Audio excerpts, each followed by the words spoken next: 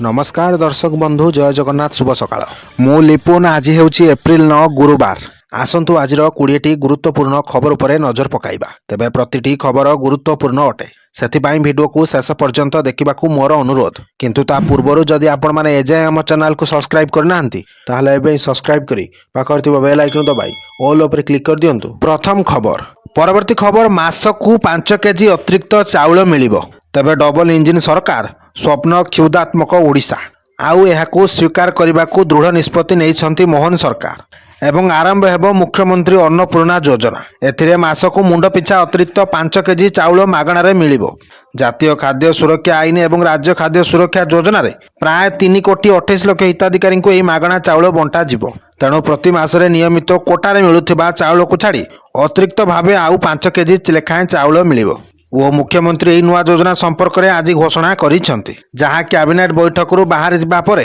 मुख्यमंत्री मोहन चरण माझी मुख्यमंत्री अन्नपूर्णा योजना बाबद रे विस्तृत सूचना देइछंती। से कहिसेंती जे राज्य रे खाउटिंग को सामानक आवश्यकता अनुसार चाउल उपलब्ध कराई खाद्य सुरक्षा को आउरी सुदृढ़ करने उद्देश्य रे 2024-27 वर्ष यही योजना आरंभ हैला। परवर्ती खबर आसंता 3 दिन पर्यंत बर्षिब प्रबल वर्षा तेबे आसंता 24 घंटा मध्य सारा राज्य रे वर्षा पवन घड़घड़ी सहित केतक स्थान में कुआपथर वर्षा हेबा नहीं पाणीपाग विभाग पूर्वानुमान करिछि। विशेषकर बुधवार मयूरभंज केन्दुझर एवं जाजपुर जिले में घड़घड़ी बिजुली सह प्रबल वर्षा हेबा नहीं ऑरेंज वार्निंग जारी करा जायछि। वर्षा समय 50 ରୁ 60 किमी बेगरे पवन बोहिबा संभावना थिबारु एही समय आवश्यक न पड़िले घरू न बाहरिबाकू परामर्श दिया जायछि। सेहिपरि बालेश्वर भद्रक केन्द्रापड़ा कटक जगतसिंहपुर पुरी खोर्धा नयागढ़ गंजाम गजपति अनुगुल ढेंकानाल सुंदरगढ़ देवगढ़ संबलपुर बलांगीर सोनपुर बौद्ध नुआपड़ा कलाहांडी कंधमाल नवरंगपुर रायगड़ा कोरापुट मालकानगिरी बरगढ़ एवं झारसुगुड़ा जिला को वर्षा पवन और घड़घड़ी बिजुली नहीं येलो वार्निंग जारी करा जायछि।